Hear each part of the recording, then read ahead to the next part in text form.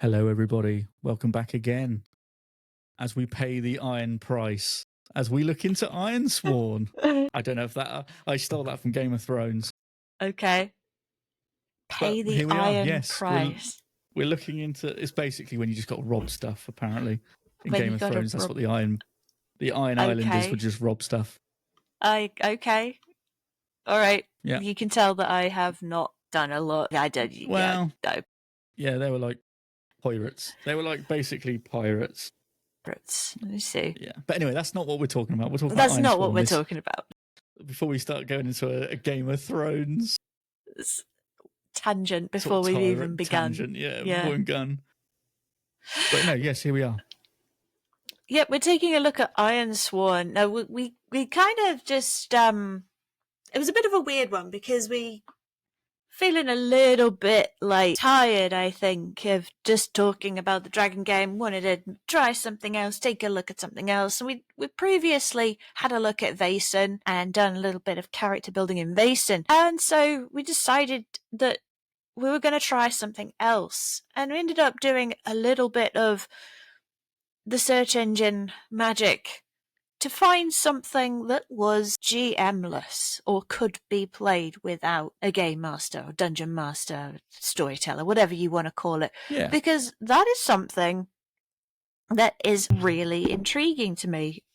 The idea that you can just play one of these games without a dungeon master. And one that was highly recommended in a lot of places and by a lot of people is Ironsworn. Now, I believe this came out in 2018. I believe so, yes. I think it was first published. So it's not an old game. Yeah. No, but it seems to have been around a while. There's different versions of it. There's like a Starforged. There's a couple of different versions of it. And it seems to be, from everywhere I looked across the Google machine and on the Reddit forums, everyone was like, Ironsworn is what you want to take a look at from if you want to play like a co-op or a GM-less game. I mean, you can even play this as a one-player game, apparently. Yeah, I've seen that. And we've just been taking a little looky at it. Now, let's start off with the basics, shall we? Right at the very, very beginning. We'll get into we'll start some character creation a bit later, because the thing about Ironsworn, you don't just make your character, you make the world as well. Which is quite fun. Yeah, now I have struggled a little bit with these because I don't like it when I'm put on the spot. So I have played Urban Shadows. Yeah. And some other such games. And in that, you're encouraged to, develop the world yourself. There's a whole element of world building that goes on as you play. The issue I had with that is that when I'm focusing on being the player, on being the character, I like to be in character. I get into character. I don't enjoy being put on the spot. I want to go and find one of my companions. I want to go and find that merchant that I've spoken to before. Okay, who are they? What do they do? What do they look like? What kind of person are they? All of a sudden, bang, bang, bang, bang. It's on me suddenly to build this entire NPC from scratch. And I'm either in play mode or I'm in build mode. I tend to find that I can't really do both. Okay, right. I have two separate mindsets, one for building worlds and one for playing within them. I can't just turn from one to the other. So I struggle with that. So when I first saw that you build the world in this as well, I was a little bit concerned. Right. Because I was worried that it would be a case of, oh, you got to make this up like immediately. But actually, I've been looking at it and it's not necessarily that harsh. You do a lot of the building sort of pre-play from what I have seen. Yeah, you're kind of setting up and asking a few questions and that sort of thing, aren't you? You're kind of like how it. And if you're playing co-op, you get to bounce ideas off of each other. Well, yeah, because then it's not solely on you to be like, right, come up with something now. What's the name of the blacksmith? You're like, I don't know, Jed? I don't know. Jed. Yeah, Jed the blacksmith. Okay, right. You know, yeah, that's what I mean. Yeah, put on the spot, and then you have to come up with something. But I think from looking at this world kind of truths workbook, sorry, I'm looking at here. There's like, you've got the old world, you've got iron, you've got legacies, you've got communities, leaders, defense, mysticism, religion, just general questions that they ask. Like you pick it's like it felt like choose the, you know, three or four options, and then you decide what you feel best with what you like, sort of thing. Yeah, it's a bit more like, I think it's because Ironsworn actually has its own setting. Yeah. There is a setting. You've got the old world, and then you've got the rest of the lands that I'm looking at it right now, and now I can't even remember what it's called. Yay me, well done, I'm an idiot. But then you've got like at the back of the play kit, there's like a little map, and you've got Yes. there's in the rule book, it actually gives you details on, you know, the world that they've prepared for this map, and it's pretty cool. It goes into a lot of detail about it, and actually I like that. I quite like that there is a set setting. I don't even have to just, you know, make up on the spot. Yeah, most of it is already here in this booklet, telling me, you know, this is the name of the place, this is the kind of stuff you find here, these are the kind of vows you'll complete here, and that I like that. That's really cool. I must admit that when first reading through it, quite overwhelming. A lot of text, a lot of decisions, a lot of choices. Oh, that's it. Ironlands, a vast peninsula in the Northern Ocean. Yes. Duh! How could I have forgotten that? Freaking Ironsworn. Well, the thing is, Ironlands. if you look at the map there, and if you're out there in, you know, podcast land, and you've got this, and you look at the map is very Scandinavian inspired, shall we say, with the shape. Yeah.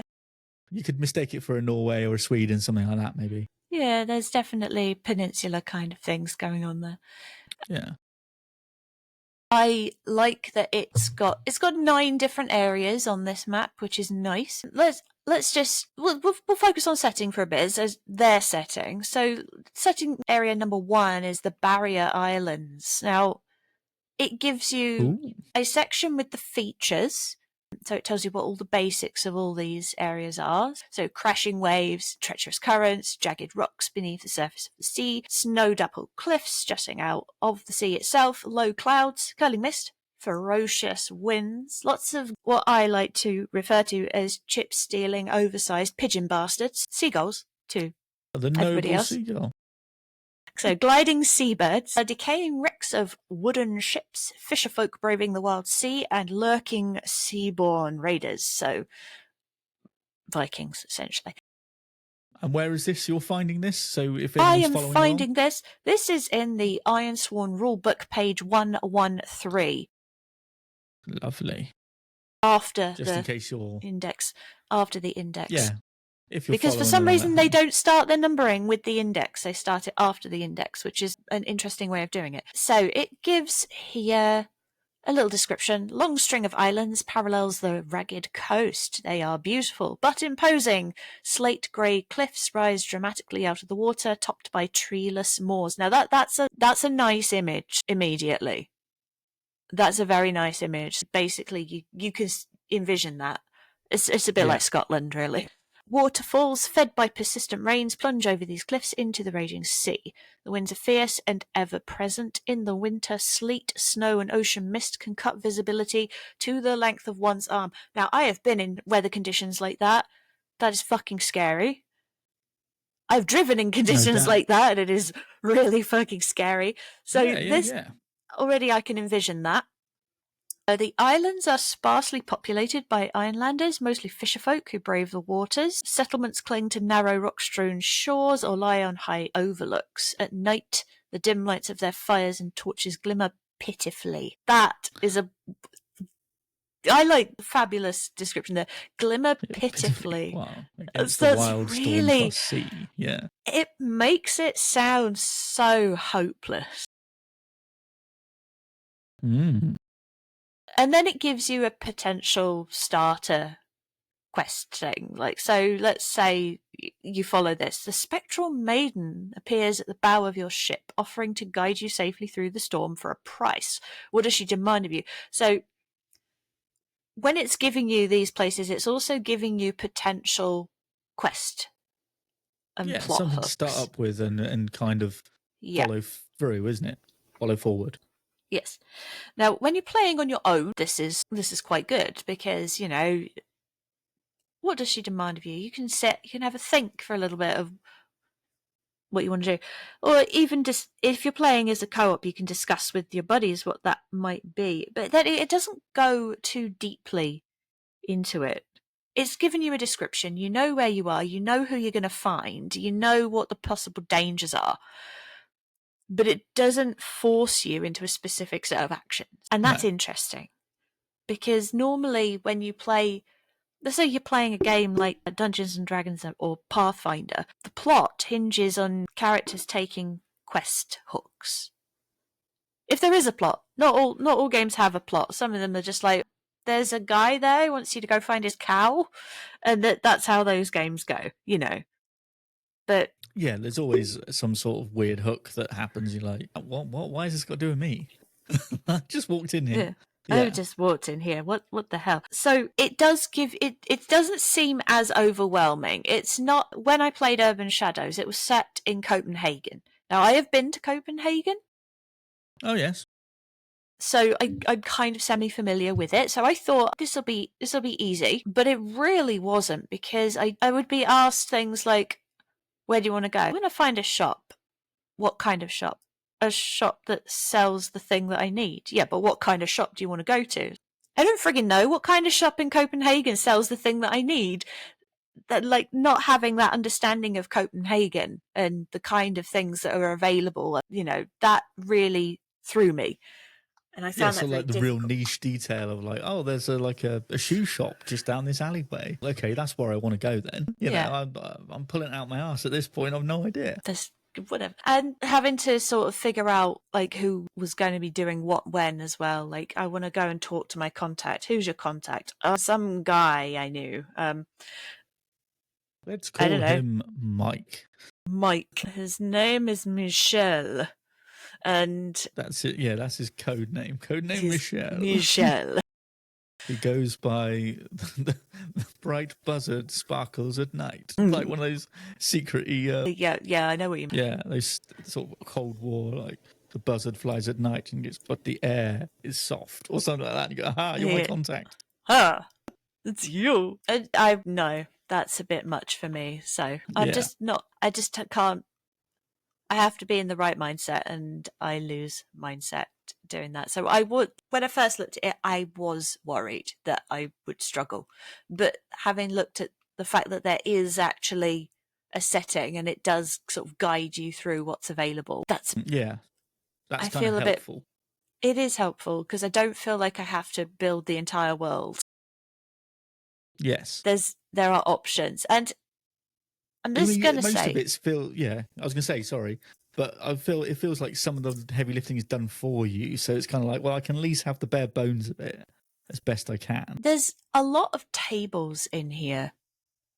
It's your oracles. It gives you something called an oracle. So if you're not sure, you can use an oracle to sort of drive you, to guide you. So Oracle number 1 on page 174 is the action oracle. So you use this if you want to inspire like a goal or a discovery or something.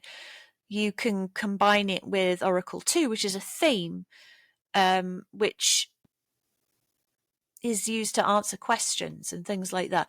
So I'm just looking at Oracle number 1 now. These are basically D100 tables. Yes. And there's all sorts of answers in here. So you got things like escort, learn, threaten, serve, transform. Just single word answers that you can then interpret any way you like. And I like that. Yeah. I like that you actually have something that you can turn to give you an idea. Like, what do you want to do? Like, yeah, I'm not sure. Let me consult an oracle to give me an idea. It's I mean, like that's a having good, yeah, it's like having a prompt, you know. yeah. I So like that okay, because it's very helpful, very helpful.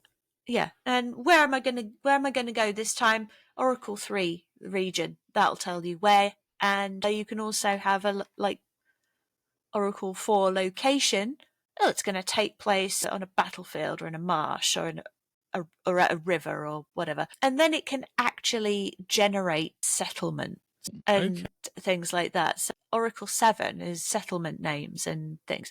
And it gives you all sorts of things.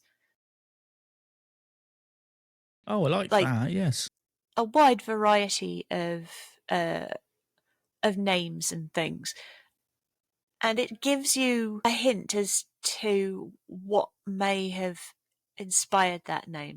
For example, if I just take on a roll of 31 to 45, the settlement is inspired by a creature. Let's say it's called Fox Hollow. Now, the questions are, why have the people of this settlement chosen this creature as their totem, and how is it represented in art or rituals? So, for me, Fox Hollow says that maybe there was a holy person who followed a spirit guide in the shape of a fox through the snow, and it led them to this place, and the fox spirit kept them safe, and so now it's called Fox Hollow after that fox, and the art is all like bouncing foxes and specifically white foxes or something like that.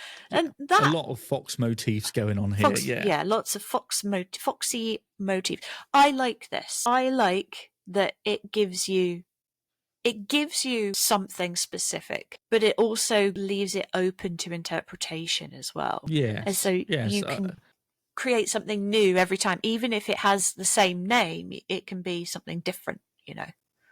But also, it's good though because it kind of gives you like, right, think about this. You're not just going, right, I'll come off the top of my head. It's like, right, now I'm kind of thinking about why it would be like this and how they came to be, and you're kind of building off of it already, aren't you? Which is, I think, helpful than compared to obviously what you experience with Urban Shadows, where it's like, right, make up a whole community now. Yeah. What do they believe in? What do they wear? And you're like, I don't know. But you've even got on Oracle 8. It's a prefix suffix table to create a settlement name really quickly. So if you just need a generic place, like you're not bothered about what's going to happen there, it's just somewhere that you're stopping en route to the bigger place, you just need a name for it, just for the sake of it. Off the top of my head, looking at the very top of the list, Bleakmore just sounds very sort of sparse. Sounds so British, doesn't it, though? Yeah, Bleakmore. But then you've got winds of Bleakmore. Yeah. So you've got that table as well. And I do like that there is that kind of thing going on. It does give you set things. It gives you set ideas, but they're very open-ended. I tell you what, I do like a sheet of tables, because it just gives you like, right, what am I rolling? Okay, it's a 26. This is the option it gives me. I can build off that. Next table, let's build that. Let's do that. Yeah, it's quite interesting in that sense. It's also nice as well that they give you Ironlander names. So I'm just looking at these. There's a lot of Celtic and sort of, I see a lot of Gallic influence. Okay. As well. Like, there's a lot of old Celtic. There's some, like Bryn is a very much like a Welsh sort of name. Yeah. So they have this Celtic Gallic sort of influence to them. Gwen, yeah, that's very Welsh right there. Erin, that's Irish. Aidan, Irish Welsh. But I'm also seeing some influence from Latin as well, which is quite fun. But then it keeps going. There's 100 names. Elf names. Yeah. Elf names. These are a little bit. I couldn't tell you the origins of these. Looking at those, they don't. The elf names? Yeah, they don't. Do you know what they're not familiar to me. That gives me? No, that gives a Scrabble bag. I fucking love the Scrabble bag thing, though. Just scramble bag, handful of tiles, cast them out like you're an old wizened hag, throwing the bones down. And now my character's called Balafazblazu or something bizarre like that. Do you know what I mean? Like, that'll do. Move on. Next character. Kind of. I do like that. That's one of my favourite ones. And then they've got other names at the end as well. So, like the giants, the Varu, and the trolls. Whatever they are. What's the Varu? Do we know? I did know. Are they somewhere between a knob? A knob? Say a goblin. Somewhere between a knob. A noblin. Yeah. In this world, we have noblins. We have a noblin. Yeah. No, a giant and a troll, I was going to say. I wouldn't say hobgoblin, but just went knob. I don't know what happened there. The Varu. Humanoid beings who dwell within the deep wilds and in the woods of the hinterlands. Their features are fierce and wolf-like, so they're werewolves, really. Okay, I well, suppose. we might have to kind of shoe in a noblin in this quest. Just noblin, apparently. We find a little little underground noblin community. And we found an underground noblin community, and no, you got the Varu, the trolls. There's primordials, giants, elves. No dwarves. No dwarves, no. But then again, just to put it out there, dwarves and elves were actually, in many stories, interchangeable. Yeah, I mean, one turns up, then it's not long before the other turns up, really, is it? It's you're going to get one or the other. If you have dwarves, elves are going to appear at some point, and vice versa. Interesting. It's interesting because I think it also depends on your definition of an elf. Because in some cultures, an elf is specifically a human-sized or taller individual. If you say, like, some of the Welsh tales, the idea of an elf is that they are more human or humanoid. Right. But if you go over to the continent, an elf can also be an underground dwelling, short, kind of more like a dwarf, or and it becomes a bit, an actual noblin, and it becomes a bit, it kind of, because it starts getting into like sort of pixie kind of that sort of. Is it more that sort of? And then what do they call it? Well, it's again, like an old sort of English folklore thing where it's like not quite again, not quite an elf, like, not quite a pixie. It's You can have a brownie. You can have a boggart. There's also a cob or a coblin, which I think is probably where you got this noblin idea from. Probably that's where I was going. Yes, they're all kind of like, they're more like leprechauns, and they're in that sort of thing. They're kind of pixie-ish, but knobbly, actually, if you look at the art. We're kind of veering away from Ironsworn a little bit there. But when you're looking at playing this game and you're creating the world, you're not just sort of left hanging. You don't have to just do everything. Ironsworn does provide you with a lot of starting points and a lot of potential variety. So it can be different every time. I'm just looking now as well. Yeah, the oracles go through all sorts of things like challenge ranks, plot twists, how to create your own oracles and things like that. So it's very open-ended, and there is a whole section on like how to use it. So an oracle is anything which generates random results to help determine the outcome of a move, a detail of the world, an NPC action, or a narrative event. So among the choices provided in the Ask the Oracle move is spark an idea.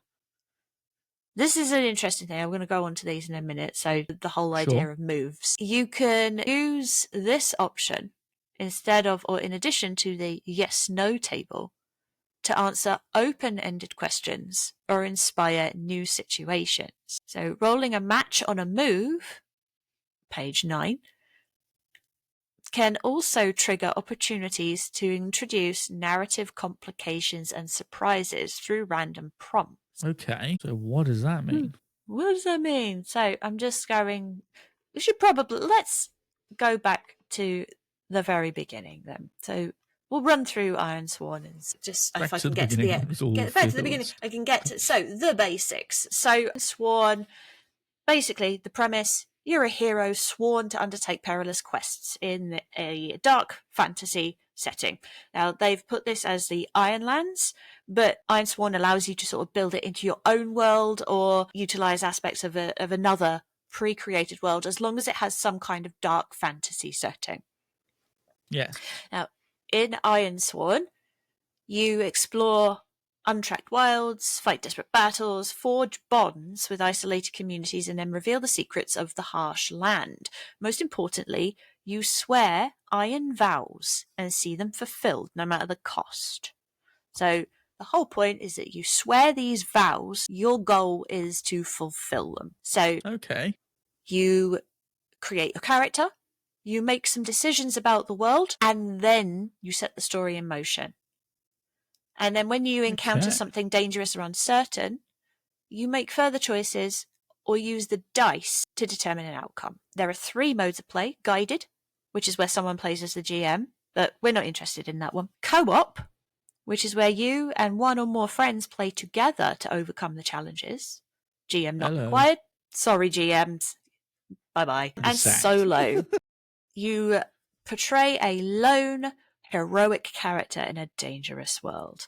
Now, it does state here it is primarily intended for solo and small group play. 1 to 4 players is ideal. Okay. But I have seen it played on YouTube with 2 players. Mm-hmm. And it's very good. So if you're playing with 1 or more friends, guided or co-op, you want to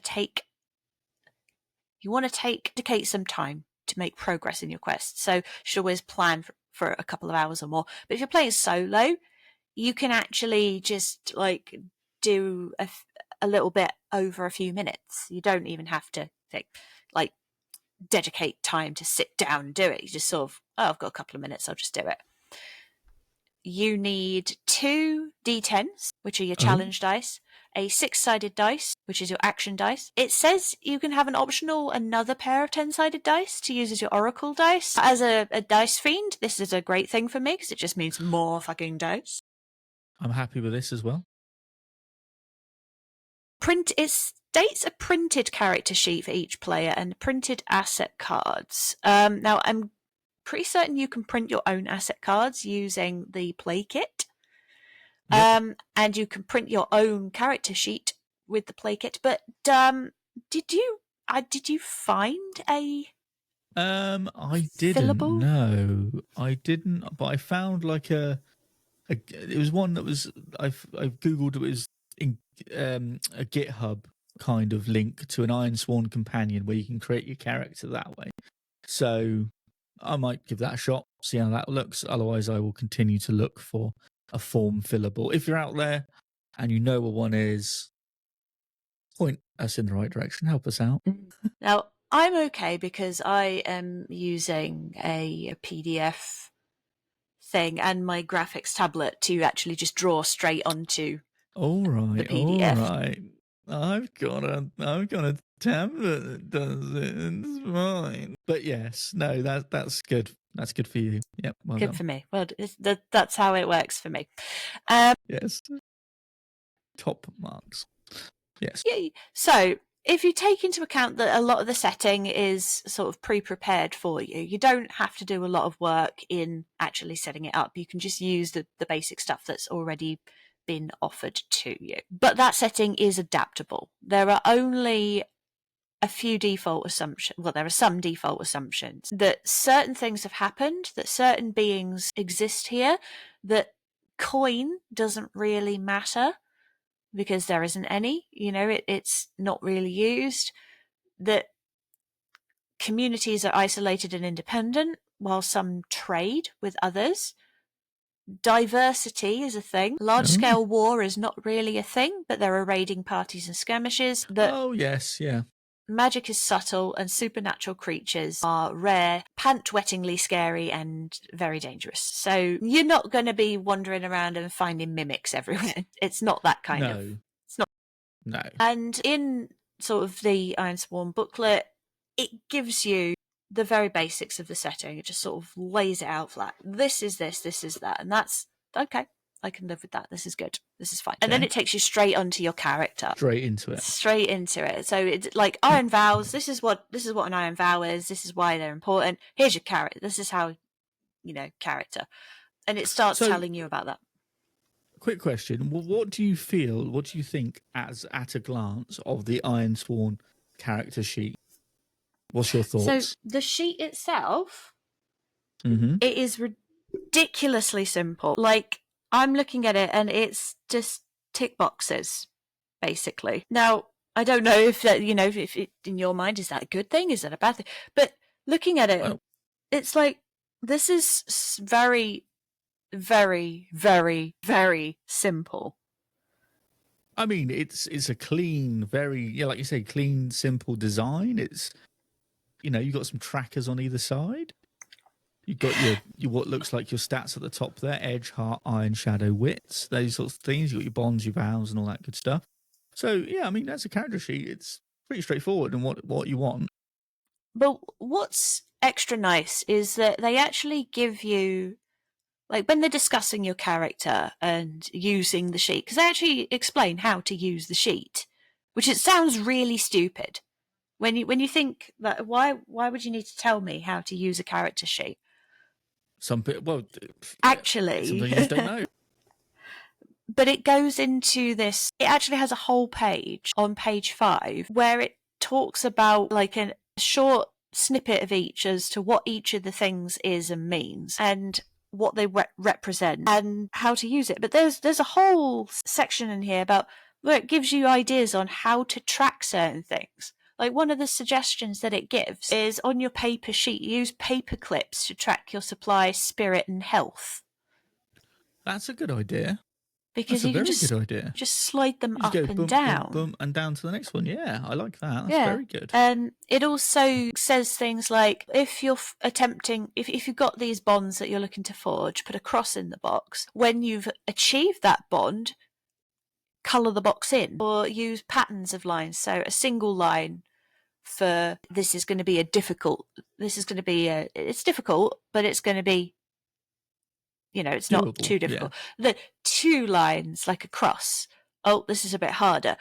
3 lines in a star. Oh, this is a bit nail biting. And then you just add more lines as it becomes more difficult. And it's like, well,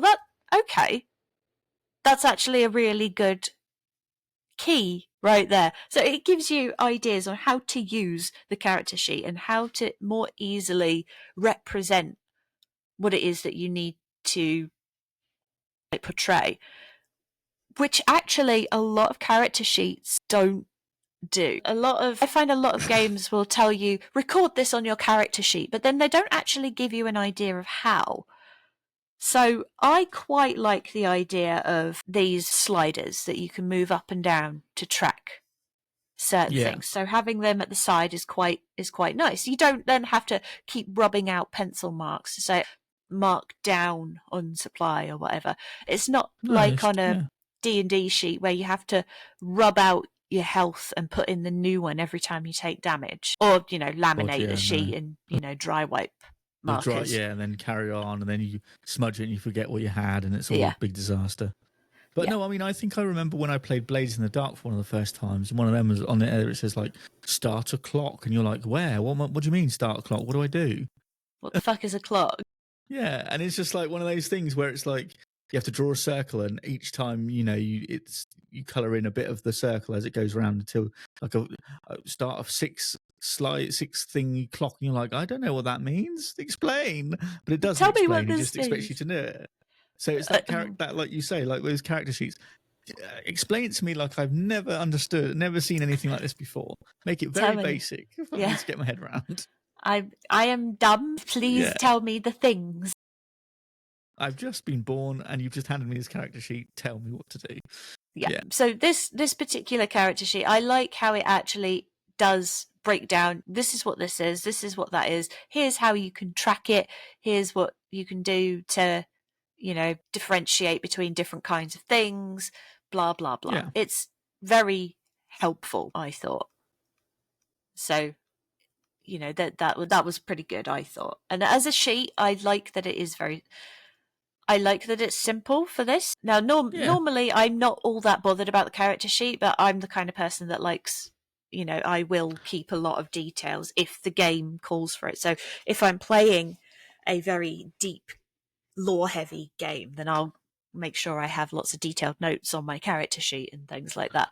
But this doesn't seem to me like a deep lore kind of game necessarily. I think it's one of those things where you could probably have like a second sheet with just, you know, your own scribblings on about your character if you wanted to, but I think this is more for mechanical function because you know, it's quite well spaced out. It's quite sort of the bold design and things like that, so it's easy to read, and it hasn't really got a lot of information you need to put on there to do your character. Just basically the main, your stats, your bonds, your vows, and your experience at the top, and then you're tracking stuff either side, and it's kind of like the rest of it is kind of my biography. I'll slap on a bit of paper next to it or something if I ever need to do it, recall to it. So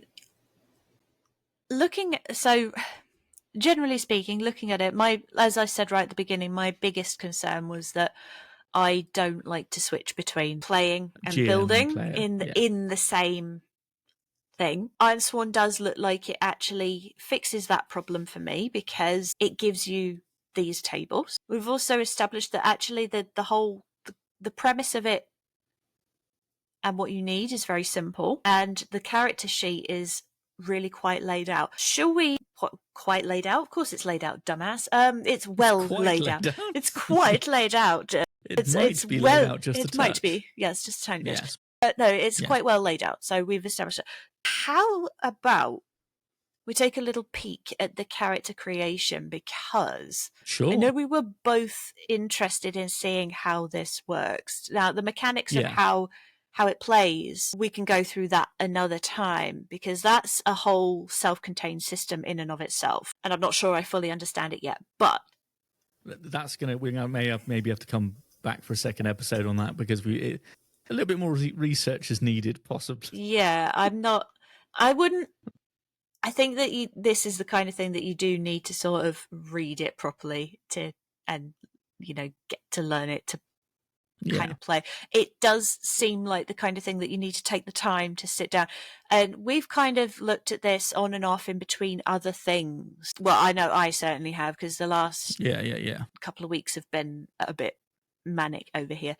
But we'll take a quick look at the characters. Now, Chapter 2, your character. You are Ironsworn.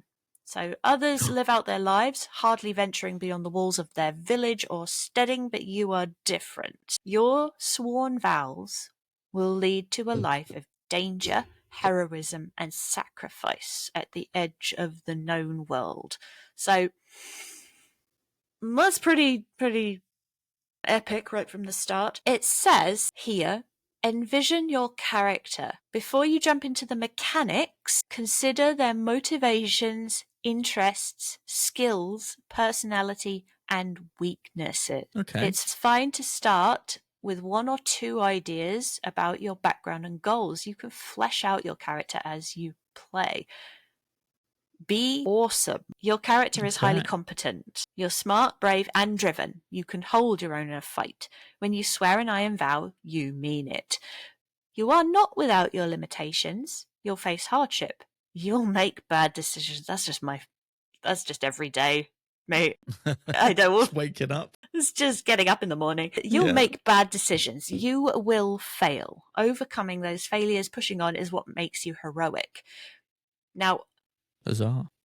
That is a very interesting way to introduce the character creation process, because a lot of people I know choose a class and then build their character based on that.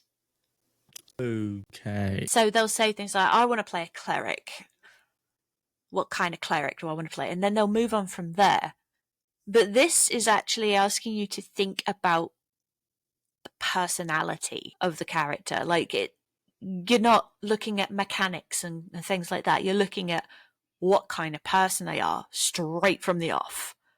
Yeah.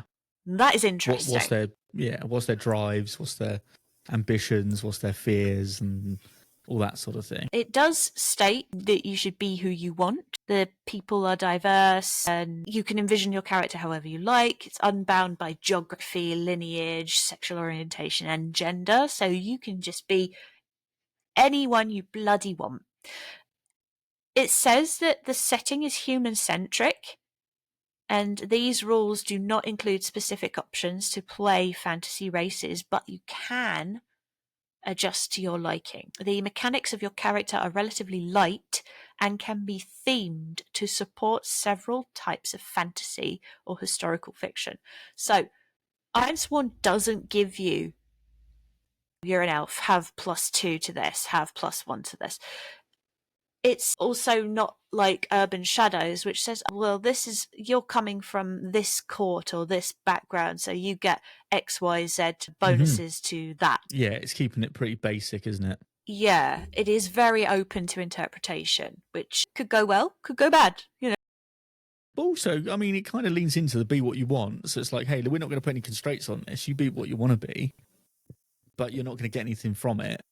In that sense, you're not going to be like, well, I'll be this and well, I'll get more speed. It's like, no, you just play who you want to be. Your stats will be your stats because your stats which are we'll go into in a minute. Yeah, they just are. Okay, so where to start? You can build your world, build your character, or do both in tandem. Well, we'll do the build a character then. So if you have a clear idea for your character, start there. Build your world around them as if you're building a set to suit your actor, which is an interesting thing.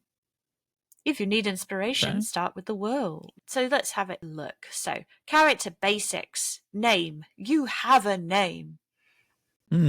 So, give your character a name. So, this is where the Oracle table on 184 could come in if you're crap with names. Let's see. So, do you want to... Shall we roll for some names? Let's see what happens if we roll for some names. Where's my dice? There they are. Let me get some dice. I didn't even... Are we going to need some dice today? Yes, we are. Wait, what have we got? I've got a 56. So if we go to that page... Oh, the jingle jangle of the dice box. 56. What are we rolling? So rolling for a name. Ironlander names. I got a 56, which is Caldus. It sounds like my person might be a dude. Oh, okay. So what are we rolling? What dice are we rolling here? It's a D100. D100. 2D10s or whatever you call it. So let's see. Let's just put that in. Because that's... Hold on, listener. I'm not prepared.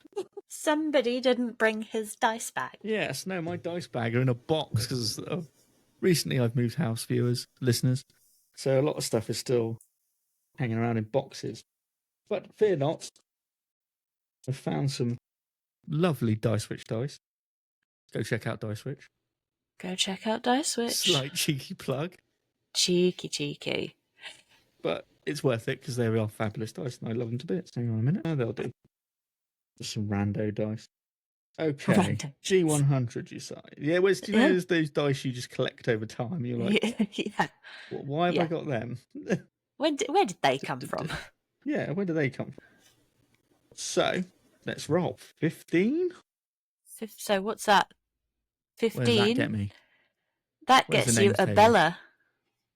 A Bella? That gets you a Bella on the first table or Cara on the second table. I don't like either of them.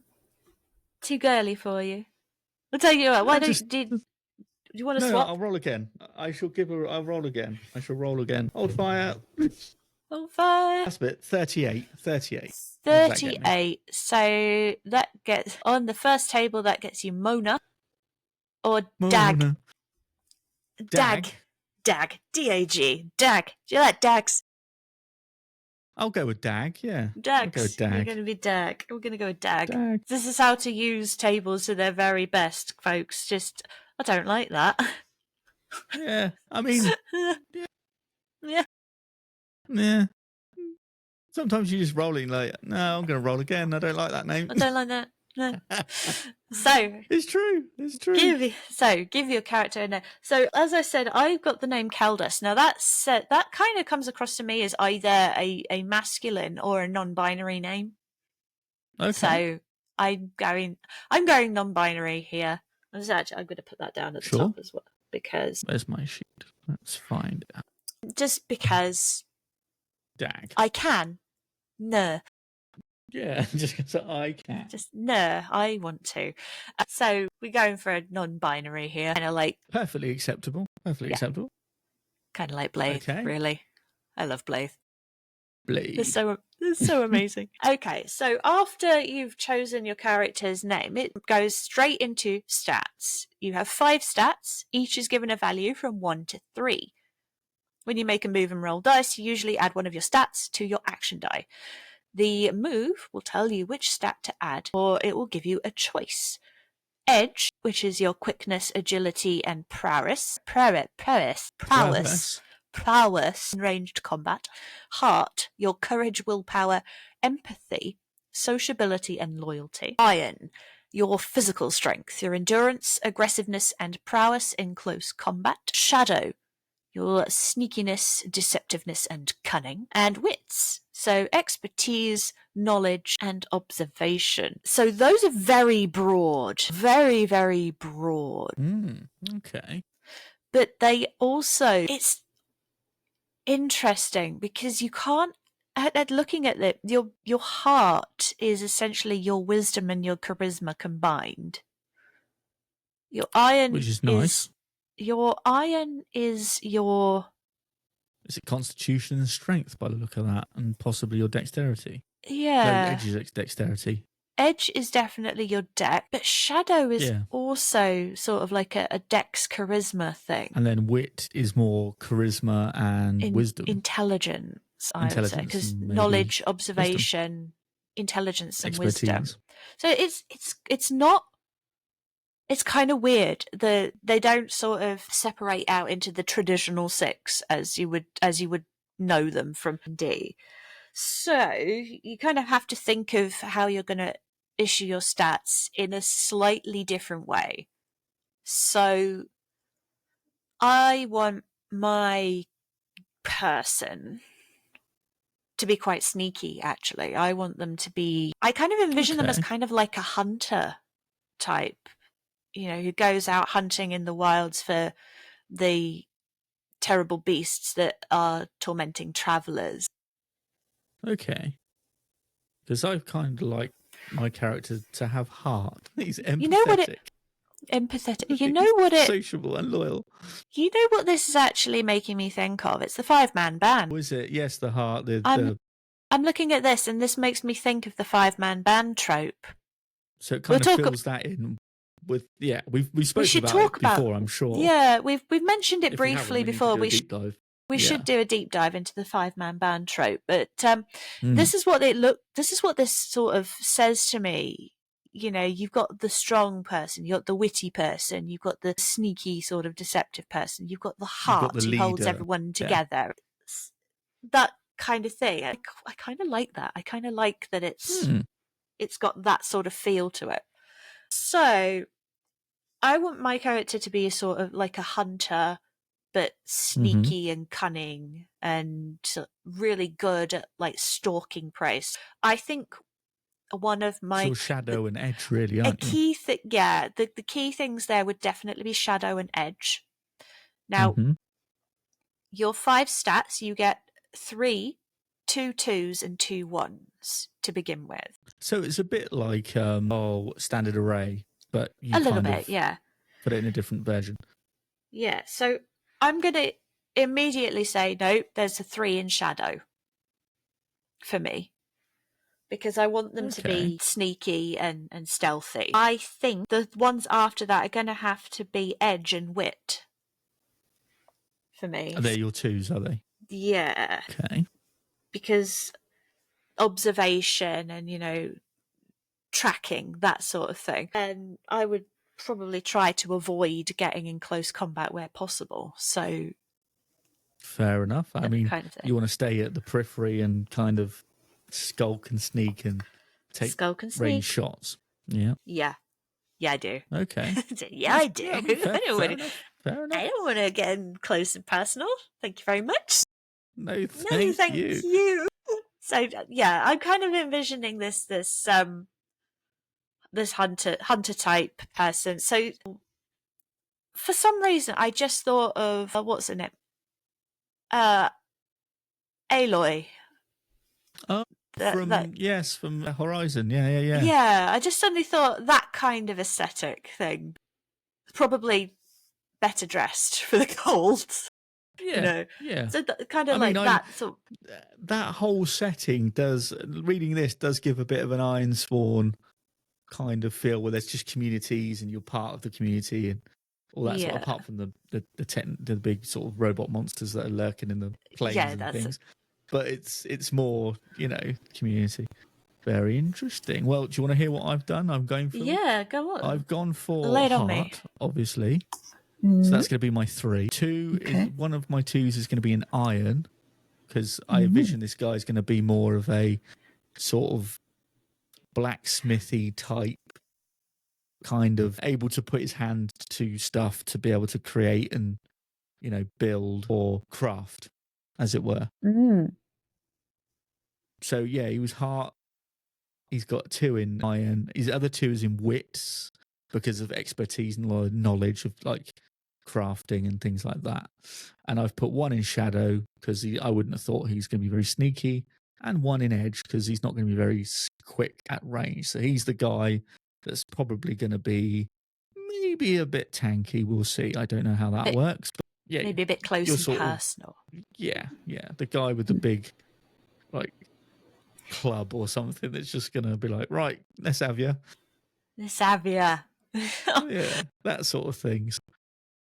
Yeah, I don't know why, but I just had the fucking juggernaut in my head. Yeah, I'm the juggernaut, bitch. Not the Vinnie Jones juggernaut. No, that's not what I envisioned, but sure. I don't know why. It's just, I don't know why, but just whenever someone says like things like "I'll have it" or "have at you," whatever, I just immediately think of Vinnie Jones. It's just him. Vinnie Jones. I don't know why. Yeah. Okay. No, because not me. I'm the juggernaut. Terrible. It's so funny. Health. What are we on to next then? What's the next? So the next thing it tells you is your health. So health represents your physical condition and stamina, ranked from 0 to +5. Health is reduced when you endure harm and increased when you rest or receive care through moves such as heal or sojourn. If you are at 0 health, scoring a miss when you endure harm puts you at risk of suffering a debility or dying. To start, you always start at +5. Oh, okay. So that's where your tracker starts, is it? Yes. So you always start at +5. Everybody starts at +5. You don't have any hit point, like no rolled hit points, no variable hit points. Everybody starts at 5. Simple. Nice and simple. Okay. You then move on to spirit, which is your mental state, ranked from 0 to 5 again. It's reduced when you endure stress, and it is increased when you find comfort in companionship, success, or relaxed moments through moves such as make camp or forge a bond. If you are at 0 spirit, scoring a miss when you endure stress puts you at risk of suffering a debility or falling into desolation. That sounds bad. Okay. Your spirit track always starts at 5. My spirit track starts at 5. Okay, yep, I can see that. On this handy compendium here I've got, the funny thing is, it starts at 5 and there's a little paperclip emoji that I can slide up and down, which is quite fun, like we just suggested. That's even cute. on the character sheet it does that. That's good. Yeah. And then the next thing is supply. Now, this is essentially your inventory. Okay. So, in the Dragon game, you have, like, you get starting equipment and all that kind of crap. In Ironsworn, it is an abstract representation of your preparedness. So it includes things like ammo, food, water, and your general upkeep stuff. So things to repair your equipment. Most of your mundane gear, so the general stuff, rations and bedrolls and crap like that, it's covered under supply. So you don't record that kind of stuff on your character sheet. So that's more just like you can just say, I've got this, it's under my supply, blah, blah, blah. Yeah, you don't have to keep track of things like the number of arrows you're carrying or anything like that. Right. Supply is decreased when you make the undertake a journey move. So that is an abstraction of you using your food, your water. Like rations, water, bedroll, that sort of jazz, yeah. Yeah. You might also reduce supply as a narrative cost when you face hardships as an outcome of other moves. So if you make the face danger move it gives it the example here of ford a wild river, you might lose some gear as a result of a weak hit or a miss. So you would lose supply there, and that's representative of some of your stuff fell out of your pack. But it doesn't specify exactly what fell out of your pack. So it's not like, well, your arrows are all gone now. Yeah. You've lost some stuff, and that will impact you. Nice. Supply is increased when you gather provisions through moves such as resupply. Now, this one is a bit different because the supply track is actually shared amongst your party. So you and your allies will use the same supply value while you travel together. So you and your party will always have the same supply track number. Oh, so as we journey together, if it will start at 5, and if we go down to 4, we both go down to 4. Everybody goes down to 4. Right. So okay. It's not a case of you track your individual stuff. So it's basically saying if you're not carrying it, your buddy probably is.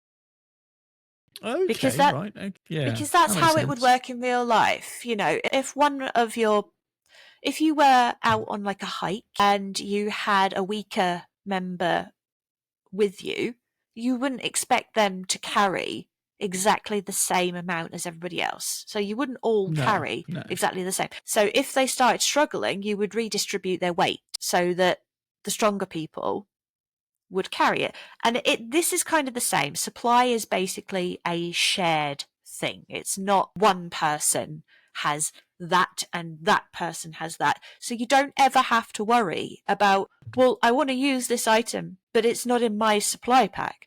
It's in X's supply pack. It's the group supply pack. It doesn't work like that. It's in your supplies. It's like in D&D if you have like everyone's money goes into the same pot. That sort of thing. And again, supply always starts at +5. Perfecto. So momentum is a representation of how you're faring in your quests. It's gained and lost through moves. If you have positive momentum, you are building on successes and ready to make decisive moves. If you have negative momentum, you have suffered setbacks and your quest is in jeopardy. It starts at +10 and is reduced by 1 for every marked debility. Your momentum reset starts at +2. If you have a 1 debility marked, your reset is 1. If you have more than 1 debility marked, your reset is 0. There's a whole section related to debilities and another about momentum. It states here, to start with, set your current momentum to +2. Okay. Your max momentum to +10, and your momentum reset to +2. So you can see your +2 in the middle there. So your max is +10, your reset is +2, and your current should be +2. So you're starting off at a +2. The furthest you can go is +10, and if you reset, you go back to +2. Yes. That's how I read that. Okay. But we've been, well, mostly me babbling and reading, and my mouth is dry. Right. We've gone past the hour mark, so we'll take a quick look at the next bit, because this is a bit that I think most you want to think about. Your vows. When you swear an iron vow, you give it a rank, so troublesome, dangerous, formidable, extreme, or epic, and record it on your character sheet. You then use a vow progress track to mark when you reach a milestone. Page 100. You should start your first session with 2 vows, a long-term goal, which is your background vow, and an immediate situation which must be dealt with, which is your inciting incident. So you'll find quest starters in Chapter 4 and Chapter 5. So to learn more about your starting vows, see page 195. Let's go to 195. Let's have a quick snoop. So, background vows. When you create your character, you give yourself a background vow to represent a primary motivation or ultimate goal. This vow is part of your character's backstory. It may be a vow sworn years ago, or one which is a reaction to some recent major event. So it says, write down this vow, give it a rank of extreme or epic. It also states that for a starting one, you don't need to make the swear and iron vow moves. Your starting vows don't incite any moves. That's so you're not going to be needing to make any rolls or anything there. So fulfilling this vow will not be easy. In story time, it might require months, years, or even decades to see this vow fulfilled or forsaken. You may even decide your background vow isn't something you make significant progress on in your narrative. Instead, it just helps establish some role-playing detail for your character and fleshes out your world. Flesh out your world. Lovely. All right. So it wants you to start with 2, so your background vow is going to be an epic or extreme, and that's going to be real hard. It's going to be one of the ones that's like, oh my god, what the hell is going on here? Now, these would be the kind of things that we simply don't have the time to go into detail on in this podcast, because this is the kind of thing you would sit down and you would, go figure that out, think about it, discuss it. Yeah, it's basically like a session 0 thing, isn't it? Really? Yeah, pretty much. I mean, that's what that is. I mean, we'll probably discuss that off air, and next time we come back to it, we'll talk about what we've decided. Maybe that could be a good opportunity for that. Yeah, that can be our thing. So vows next time. next time we come back to take a look at the second part of the character creation process, vows. Now, what do you guys think our vows should be? Have you played Ironsworn? What are your suggestions for vows? What was your favourite vow? The favoritist, most epicest vow that you ever made? The vowiest vow that ever vowed. The vowiest vow, yeah. What's your favourite? And let us know, because that would give us some inspiration. Yeah, give us a bit of guidance on what kind of vows you're thinking. You guys want to, how you got there. What made you choose that vow? Right, I think we're going to have to stop there, because the podcast will cry if it gets any longer. Yes, no, I think that's a good opportunity. We've kind of set some things down. We talked about, Ironsworn and how it looks and how it feels. And do you know what? As we've discussed it looks like it might turn out to be quite a fun little game. Does seem like it's going to be interesting. It's definitely I do like that it's got those extra bits and pieces to, so there's not as much stress on you have to make this decision on this thing that you're world building this second. That's good. Yeah. I'm all right with this. Yeah, it's very sort of like, here's some prompts, think about it, and build off that. It's not all on you, and it's something that you can kind of work between the both of you, or if you're in a group, work between the group, it seems a bit more open to that sort of group decision making and what we do. I mean, because if you were in a group, say there was like 4 of you, you could be like, okay, well, we're all 4 from the same village, this is what we're all about, this is what we're doing, this is where we're from, this is what the landscape's like, this is where we grew up. It's like I don't know, it's like the Outer Hebrides looking place. This is where we go. This is and all that sort of stuff. And you kind of build your world build collectively. Whereas, like Urban Shadows, it's like, right, we're in the game. Tell me everything you know, and you're like, I don't know anything. Please don't put me on the spot like that. So which is. It looks like a lot of it is also done sort of it's done pre-table. If you get what I mean. So before you even start and get into it, it's like there's a pre-table aspect to it. Like, okay, definitely. No, I'm looking forward to seeing where this goes, because already we've got 2 characters with names, we've got 2 ideas of what they are. We just now have to flesh out the world around them. I mean, because technically, what is your character? Are they a hunter? Is that what you've gone for? Yeah, they're like one of those, like a hunter type, big game hunter. Yeah. Like, so like you're going to be not out trophy, not trophy hunting, but hunting more for, say, our little village. You're going to be like, or little community. You're going to be like, you're one of the people that goes out and be like, well, I've brought the deer back, or I've caught the boar, or I've got some rabbits. There's a thing there that's been terrorizing our sheep. I'll be the one that goes out and hunts it, kind of thing. Yeah, oh, there's wolves in the woods. Okay, well, I'll get them. That threat's over with. Yeah, that sort of stuff. Whereas my guy's like the farrier. He's kind of be like, I'll shoe your horses. I'll fix your weapons. I'll do that kind of jazz. All good, no problem. So I think that works quite well, actually. And he's called Dag, but he's going to be it's going to be short for Dagger Bear. If you ever remember your King Arthur, one of the Knights of the Round Table, which means in Old German, if you've looked it up, means shining day or bright day. So there you go. He's got a bit, not just Dag. I've built, I'm building the backstory on this guy. But that was a fun episode. Fun episode for a different game we've not played, but we are going to bring you more of this, and we probably even will dive into it at some point as a bonus episodes. Yeah. See these two characters and see how they get on. Because from what I've heard, you can die pretty easily. So we'll have to see how that goes. Let's see. Yeah. But yes. Oh dear. All right. Yeah, precisely.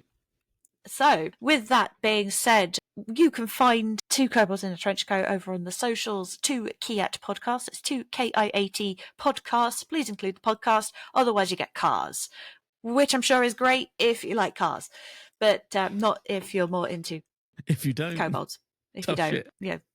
don't put in that podcast. Yeah. Or just Google Two Kobolds in a Trench Coat podcast. That will bring up our website. Should also bring up our coffee, where you can donate to our little fund to try and make ourselves look more professional. Yeah. Give us some moolah, please. Give us your money. Put a little bit of coin in the little dragon's hoard, in the Khajiit's please. humble Khajiit as well, if you have coin. Yeah, you can find us on most of the socials. So Zitter, Mastodon, Tumblr, odd places. We crop up at random places. And if you want to get in touch, there's a little form you can fill in over on our website, or you can send us a direct message on any of our platforms. All of our DMs are open. So just drop it in straight to our inbox, and we will try and respond to everyone in a timely manner. But we're just 2 kobolds. So, Yeah. I mean, we haven't got a whole team. It's just us. Just us. Just 2 tiny little idiots in a just 2 kobolds. Yeah. Trying to figure the world out. Yeah. But yes, no, thank you for joining us. We'll be back next week. Might even be back with more Ironsworn chat. We'll see how that goes if we want to continue this hype train for Ironsworn. Yes. But yeah, come join us. Go see the rest of season 1. Go see the rest of season 2. Go listen to it all and let us know. Rate our podcast. Go out there. There's places you can give us reviews and rate it. Do that because it'll help people listen to it more. That's what we want. We want to draw people into our TTRPG world. But yes, so join us next time. Good day. Bye-bye.